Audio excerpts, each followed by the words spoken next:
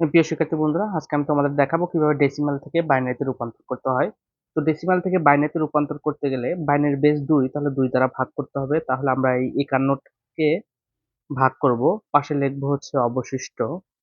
তো 51 কে আমরা binary base 2 দ্বারা ভাগ করলে 25 দুগুণা 50, অবশিষ্ট থাকে 1।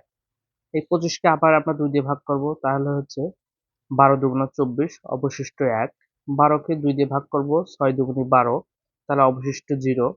এই 6 কে আবার 2 দিয়ে ভাগ করলে 3 দুগুণী 6, অবশিষ্ট 0। 3 কে 2 দিয়ে ভাগ করলে একবার যাবে, 2 অক্ষে 2, অবশিষ্ট থাকবে 1।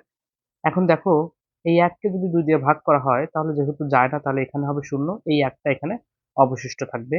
এবং নিয়মের ক্ষেত্রে এই উম, নিচে থেকে উপরে যায়, নিচেরটার নাম হচ্ছে এমএসবি, উপরেরটার নাম হচ্ছে এলএসবি। তাহলে আমাদের ফলাফল দাঁড়ালো নিচে থেকে 110000, এটা হচ্ছে আমাদের বাইনারি মান।